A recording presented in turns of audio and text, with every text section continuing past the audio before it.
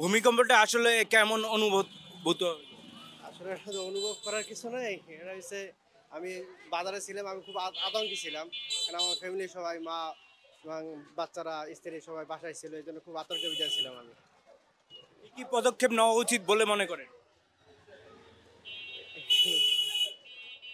ভূমিকম্প রোধ করতে কি কি পদক্ষেপ নেওয়া প্রয়োজন মনে করেন? এটা হচ্ছে বিল্ডিং করার ক্ষেত্রে আরেকটু সচেতন হওয়া দরকার।